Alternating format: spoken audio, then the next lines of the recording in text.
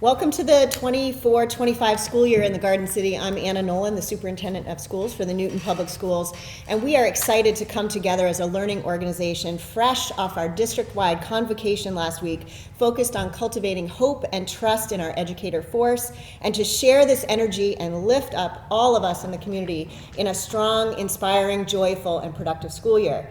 The team of educators behind me here are a symbol of the 2,100 educators in our district who are working together to turn the page on the last few difficult years in education and in our system, to support and inspire our students and build bridges of understanding and collaboration with parent and Newton community members. Our laser-like focus, of course, our core mission is academic instruction, and we will help to cultivate all of our learners and help them flourish in personalized ways. Last year, we worked behind the scenes to design and fund support structures and to ensure that all types of learners could thrive in our system this year. With a major overhaul of the elementary school day, families will experience a cohesive grade-level schedule with intervention and extension times built into children's days. What does this mean? It means we will ensure grade-level instruction and content for everyone and plan supports and extensions for more advanced learners. Students receiving extra help will not be pulled from general education experiences but gain double amounts of support. The same blocks allow special teachers to push in and extend our advanced learners and also address their needs. We ask parents to be patient as we assess current skill levels in mathematics and literacy and design these different groupings to meet the needs of our kids. An audit of all of our curriculum and an instructional leadership academy for all of those who supervise and evaluate teachers of any kind, principals, central office administrators, curriculum coordinators, department heads, deans, and vice principals means that we will unify our expectations for what constitutes high-quality instruction and ensures that we review every classroom to cultivate the best instructional experience for our young people.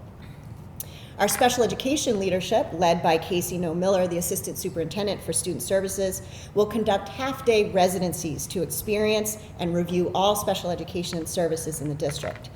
Veteran staffer Assistant Superintendent of Elementary Education, Dr. Aisha Farag, who is here with us today, will be reviewing our schedule changes and support our grades K-5 instruction, including the final rollout of our new Science of Reading-based literacy curriculum for grades 3, 4, and 5.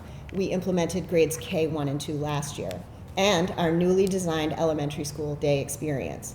She will also be the lead administrator in partnering with the Newton Teachers Association on restructuring and aligning the school day and grade level experiences for all 15 of our elementary schools.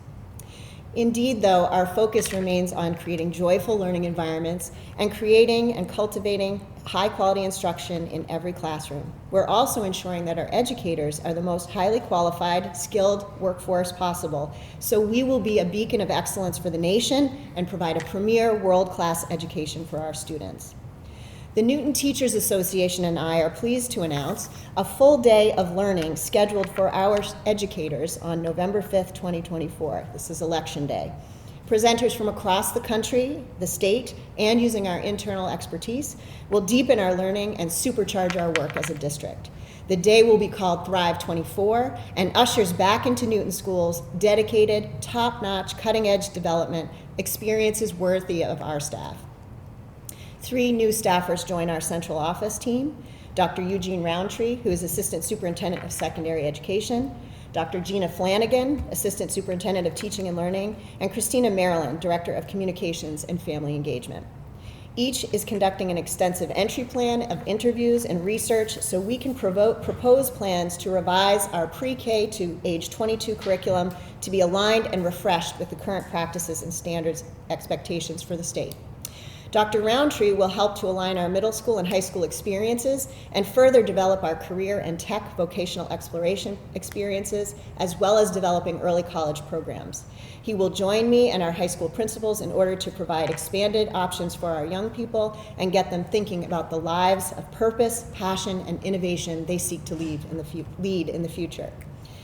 After a 21-year hiatus, Dr. Flanagan will conduct a full-scale pre-K to 22 review of all curriculum. She has not been on hiatus, the curriculum reviews have been. But we'll focus on district's mathematics experience first and most aggressively. Without waiting for the completion of this audit, we have introduced math benchmark assessments into our K-8 curriculum to ensure that we can assess the educational needs of those students before they get to high school.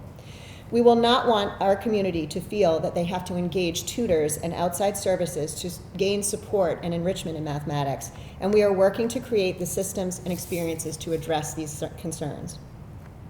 Important to the community, a new Office of Family Partnerships has been created and will be led by Christina Maryland. Her work is designed to bridge what has felt like a wedge placed between families and schools in post-COVID learning conditions. We aim to unite, partner, and build trust with our community about the social contract that guarantees a high-quality public school education here in Newton. This is a new office and will be developed over the current year. The district will ban electronic-enabled devices except those managed through our 6 to 12 one-to-one laptop program at all middle schools and both high schools.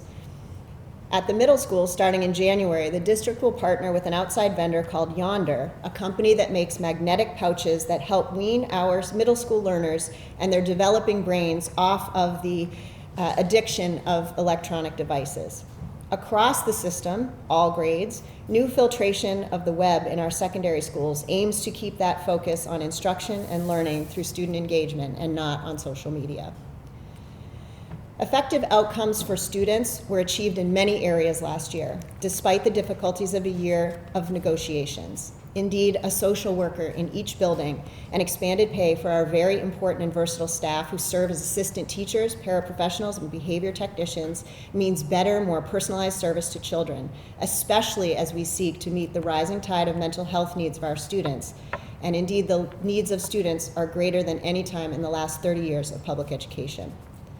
We are fully hired for teachers in the district at this time and still seek 30 assistant teaching positions across the district, which is roughly one person per school. If you're interested in participating and joining our team, please let us know. And we are ensuring a strong start for all students. We have come back from the post-pandemic hiring challenges, and our district is one of the most attractive in the Commonwealth for any educational professional. Just a few nuts and bolts to share. We have a new food service company called Chartwells, which comes to us with a mission to serve delicious, attractive, culturally responsive, kid-friendly dishes. With any new vendor, of course, there's going to be a transition period while they get used to us and we get used to them. We're in that transitional phase now, and we look forward to the process of developing our future menus together. In terms of busing, as of August 30th, we have issued 3,700 bus passes, including private school bus passes, and there are approximately 200 students waiting for additional busing.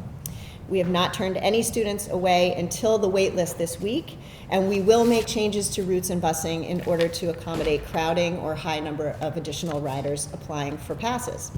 Between regular and backup drivers, and all of our routes are covered at the school day and the end. Unfortunately, the lack of drivers at this time, in keeping with many places across the Commonwealth, the shortage of drivers nationally will likely impact athletic buses, as the impacts for hiring after-school busing cannot be breached at this time.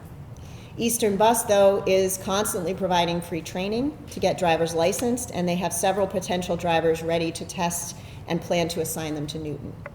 We are in a much better position with our van drivers this year, with more route and backup drivers, as we seek smoother service for our special education students traveling on these vans.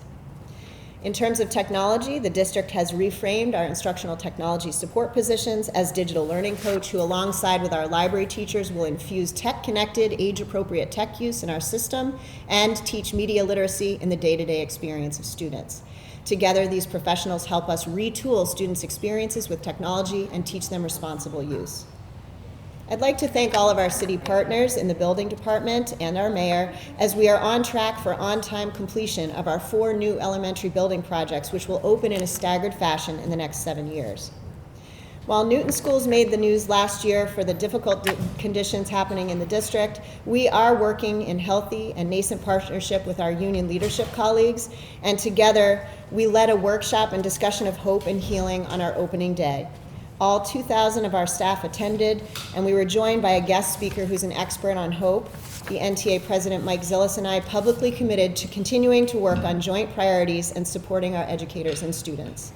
We look forward to improving the district in this collaborative manner, guided by our shortly completed profile of a graduate, and stand poised to serve as the lighthouse district for the region, the Commonwealth, and the world. Special recognition should be shared, which demonstrates the reach and impact of Newton educators in the region, nation, and the world. I'd like to congratulate David Tynes, Horace Mann Physical Education and Wellness Educator, who was appointed to the Governor's Commission on Intellectual Disabilities. He was sworn in over the summer, and his contribution will be invaluable as it has been here. On a personal note, I'm thrilled to start my second year as your superintendent of schools, and I feel confident that the team of NTA, leadership, administration, and governance team members will serve our students and families well in the coming year. In keeping with discussing key partnerships, I'd like to thank our Education Foundation partners, the Newton Schools Foundation, and ask our co-president, Karen Manning, to say a few words about their hopes for the year. Karen? Thank you, Dr. Nolin. Newton Schools Foundation is a long-standing educational foundation and a proud partner of NPS. We fund approximately $250,000 annually in NPS and educator-driven grants that support the NPS mission of excellence and equity in our schools. We focus on 3 pillars: new approaches in the classroom, professional development for teachers, and programs that promote equity for all students. We are looking for everybody's support this year. You'll see our communications throughout the year. And I'd love to highlight for you our very popular community building fundraisers, Honor Thy Teacher, and a new and improved Newton Inspires Community Live event. So more information will be coming your way soon, and we're wishing all NPS staff and faculty and all NPS families a wonderful school year. Thank you so much. We've been outside. Hi, good morning. My name is Kathleen Browning, and I am the director of the Newton Early Childhood Program. Thank you for being here today. The Newton Early Childhood Program, or NECP, is the integrated preschool program for the Newton schools. While many believe that public school begins at kindergarten, for many students, public school actually begins at 3 years of age. NECP students are students with special education needs and students from the community whose parents choose to enroll them as their preschool experience. NECP just began yesterday, and the first day was a success. Students and staff were all smiles, mostly. There were some tears, but it is preschool, and today was better. NECP matriculates students at 3 years of age until age eligible for kindergarten. Since children turn 3 at any point in the school year, NECP has lower enrollment rates in the fall of each school year, whereas by the time the school year is complete, NECP enrollment increases significantly. For example, last year NECP began with 175 students, and by the time the school year was ending, we were at almost 275 students. This year NECP is opening with 171 students, 152 of those in our preschool program, where we maintain a community peer to special education ratio of 8 community peers and 7 students with special education services. And to add another fact, this year NECP's student population already comes from homes where 17 other languages besides English are spoken. NECP's hallmark is low student-to-teacher ratios as well as a highly skilled staff. NECP also has significant staff longevity.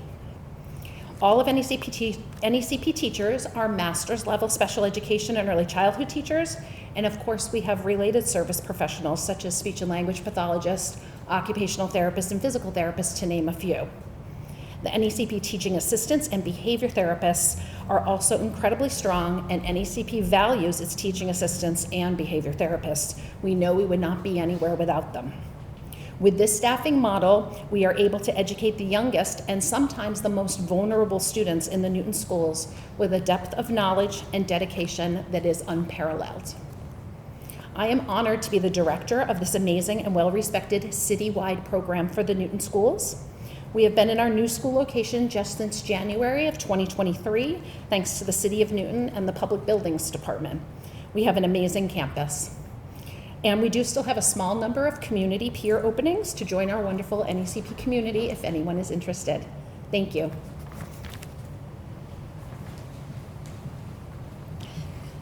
Hi, my name is Henry Turner. I'm the principal of Newton North High School.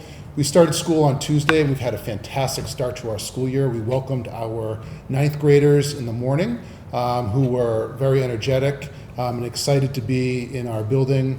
And then we ended the day with our upperclassmen. We're excited. We have a very spirited junior and senior class this year who are full of Tiger pride. We'll be finishing the week off with a ribbon cutting this evening to open the marking of our opening of our renovated turf field.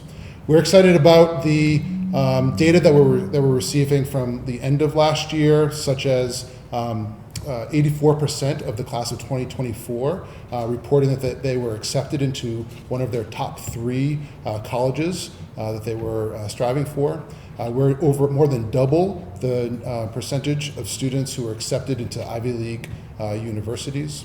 Additionally, data that is emerging from the state level as well as locally is that some of our fastest improving populations are English language learners, which is a targeted group that we've been paying attention to and doing a lot of work around to support. We're excited about the upcoming year. We have 3 new courses that we are excited about: AP African American History, AP Human Geography, and an Italian American Cultural course. We are focusing on improving our advisory program, which meets every Monday, and is an opportunity for us to build community and connections with our students in our large school. Even I, as the principal, have an advisory. I'm working with the 9th grade advisory, and we are working on social and emotional learning with our students. We are hopefully will be adopting a new program by the middle of the school year. Thank you.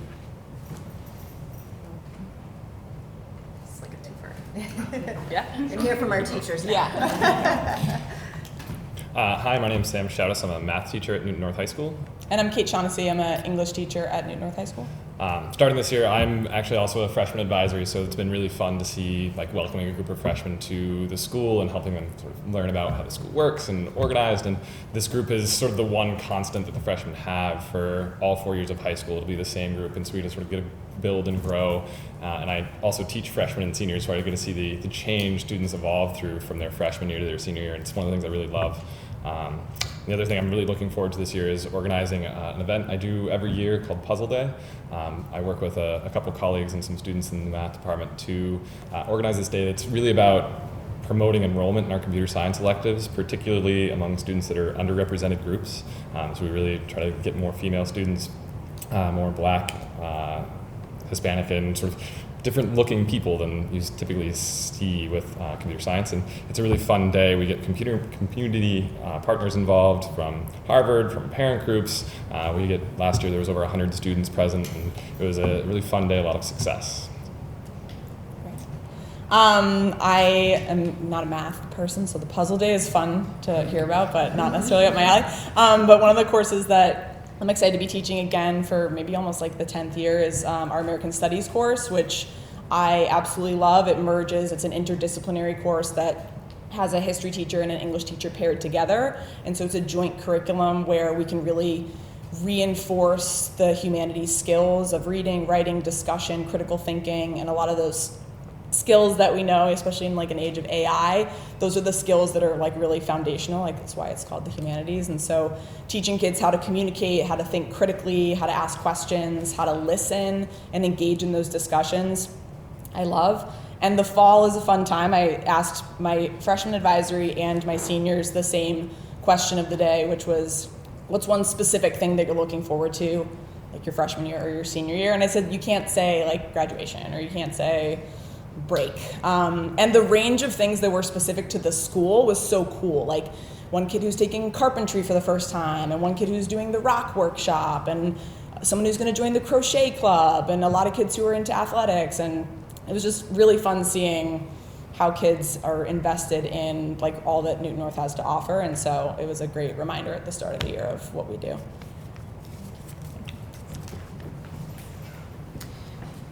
I guess you can see just from hearing from our staff just what a powerhouse our staff members are, and our leadership opportunities here are endless. We are so excited for this school year, and we encourage all families and kids to take advantage of all the services that Newton has to offer.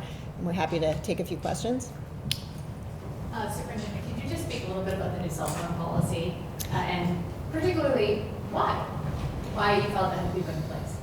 So, longtime middle school principal prior to becoming a central office member, the distractions and the difficulties of internet-enabled devices in the pockets of all of our children have been quite challenging over the last several years in particular, especially post-COVID, where students were often connected to their devices all the time, and they had to be. It was their only sort of socialization. We do have to cut back on that, and our teachers at both high schools have given us the feedback that the amount of energy spent negotiating who's on and who's off devices gets in the way of engagement in the actual content. We want our teachers teaching. I think you can see how energetic and excited they are. That's what we want people focusing on, and we can help students become more regulated in this area with the device limitations. What does that look like at middle school? Starting in January, it looks like magnetic pouches for our youngest learners. Still teaching them how to manage their devices, and also understanding that adolescents have a certain neurological profile that is not well served by the constant hits of social media all day long. And then gradually releasing responsibility at our high schools with a different method where it's off and away during classes, and we will reassess that at the end of the school year. Is it okay if the teachers, I know this policy just started, but school started a couple days ago, do you guys feel comfortable talking about how it's going? Yeah, If you don't mind coming to the mic, sorry. So we actually last year at Newton North, through a grant that our digital literacy coordinator worked with our vice principal to get, we had phone pocket holder things in all the rooms with the directive to use them, but it was, I think, a little bit of an adjustment, and there maybe wasn't enough time to sort of strategize and share like what worked and what didn't work. And this year, I feel like that was almost like the scrimmage. And now I'm also a coach.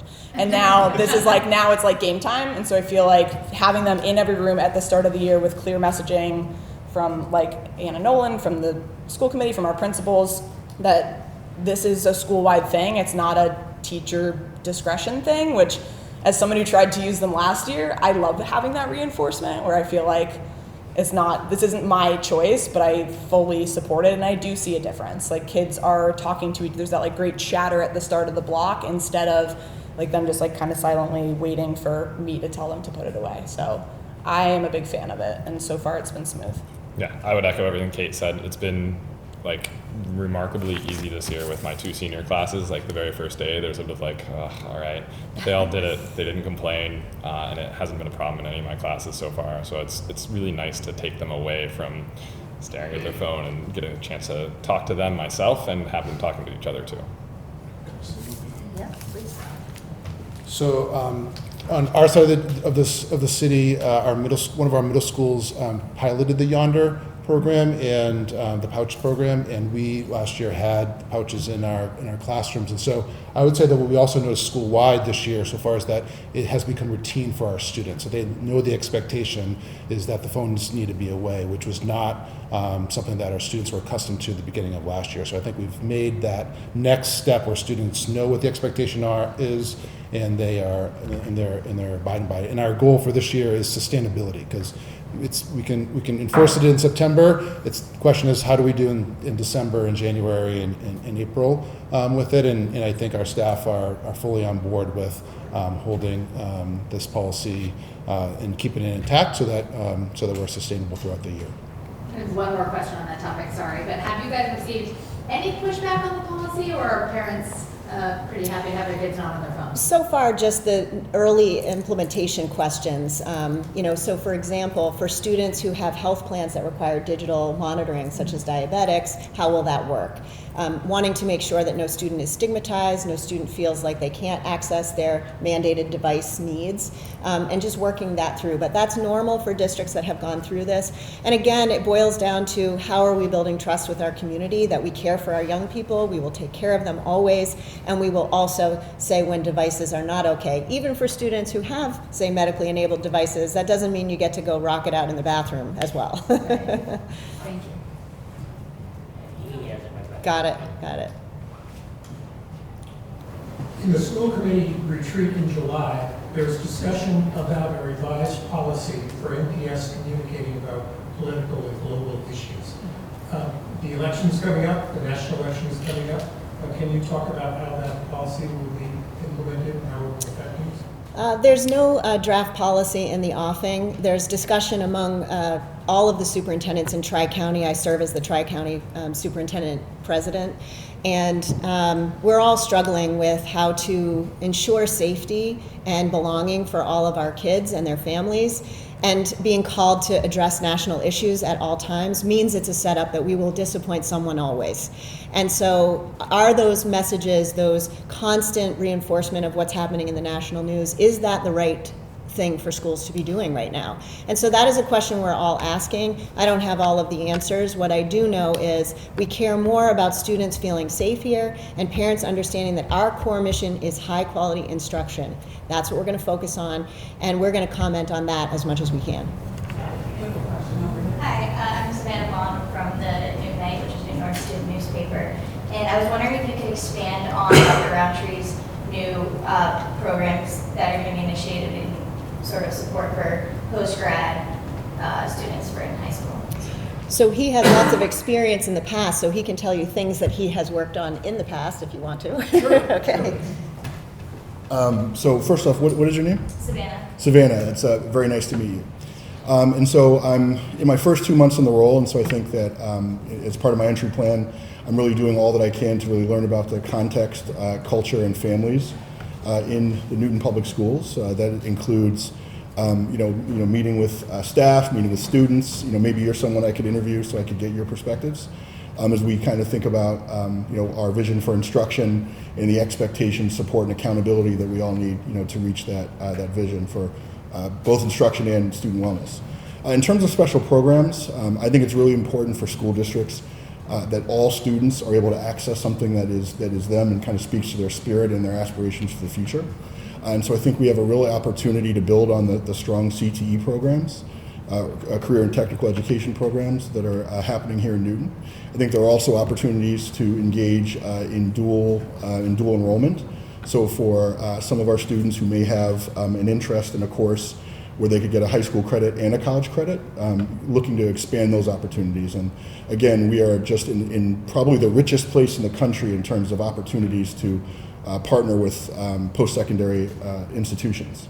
And so I look forward to building on some of the experience I have as a former secondary school superintendent in the Boston Public Schools and a former principal. One of the things that I really worked on was establishing those partnerships so that students who wanted to take a class either online or in person at an institution that was close by, that they can do that to further their own academic and social emotional development, but also get that first step into what college may look like. Thank you. Just to expand on that, the district will launch a profile of a Newton graduate in October of this year after an extensive design process with community members.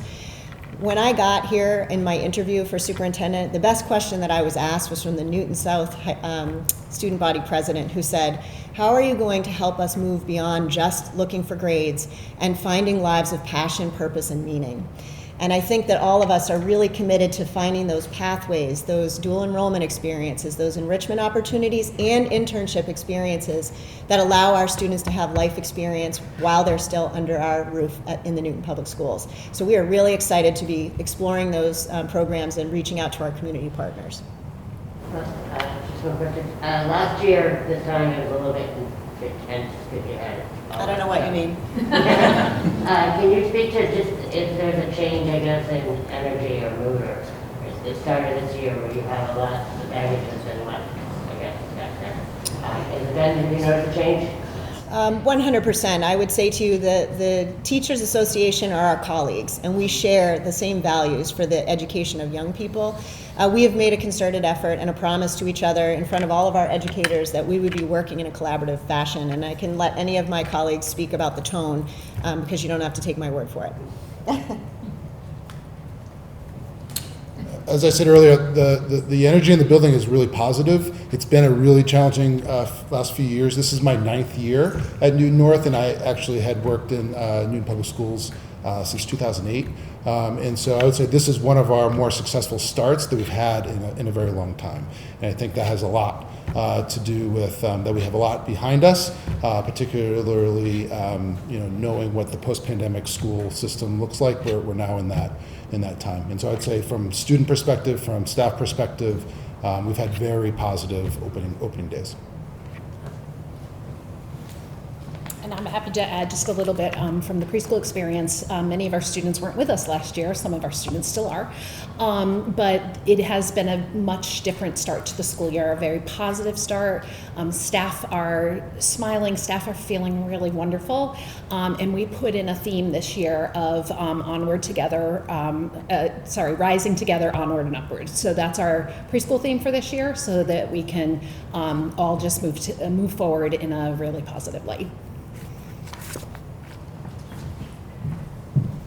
Everyone.